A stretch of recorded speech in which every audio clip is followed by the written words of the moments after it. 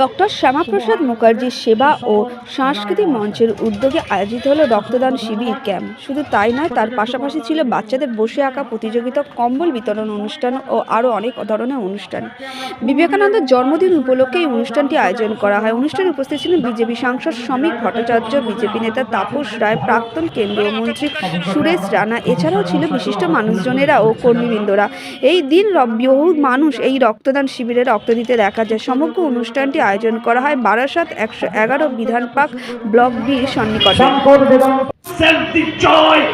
The spirit, the existence of whole infinite, you will have to drink it. Swamiji বলেছিলেন, আমার কথা নয়, স্বামীজির কথা।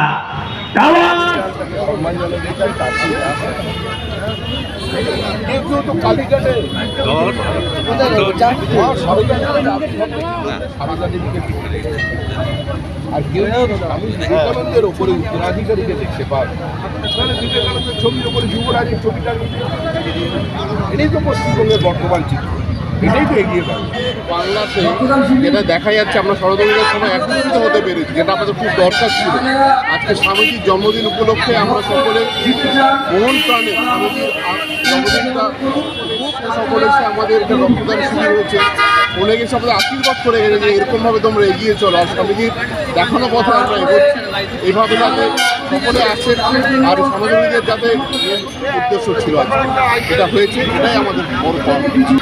যারা রক্ত দিতে ভয় পায় তাদের এটাই বলবো, হাত জোর করে আপনারা আসুন, রক্ত দিন। কারণ রক্ত দিলে আপনাদের বাড়ির হয়তো কোনো ভাই বোনদের আমরা সাহায্য করতে পারবো, পাশে দাঁড়াতে পারবো। এছাড়া আমরা কেউ কারো নই, কারণ আমাদের সকলের একটাই পরিচয়, আমরা মানুষ। আর তার ভিতরে এটা আছে সেটাই রক্ত। কোনো জাতির পরিচয় নেই, কোনো ধর্মের পরিচয় নেই, শুধু একটাই, আমরা মানুষ। আমাদের যে রক্ত চলে সেটাই আমরা বিনিময়। বিশিষ্ট সমাজসেবী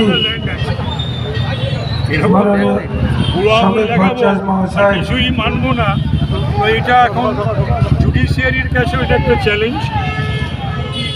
বাংলা বা ভারতবর্ষের মানুষ আস্থা রাখে, সে হাইকোর্ট হোক বা সুপ্রিম কোর্ট হোক। আর ইডি ফিনান্স ডিপার্টমেন্টের অধীনে একটি তদন্ত চালাচ্ছিলেন তারা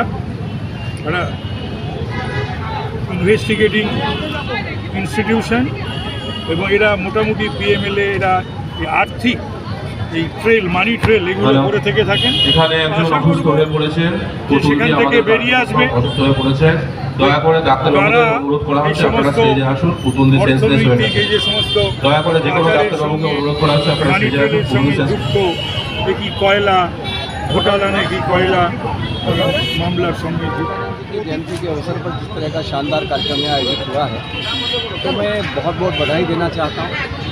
और सबसे बड़ी बात यह है कि जो उन्होंने पूरी दुनिया के अंदर भारत को रखा, भारत के दृष्टिकोण को रखा, हिंदुस्तान की संस्कृति को रखा, और पूरी दुनिया में जब शिकागो में स्वामी विवेकानंद जी का 1893 में भाषण हुआ था, तो पूरी दुनिया स्वामी विवेकानंद जी के पीछे पीछे चल पड़ी थी।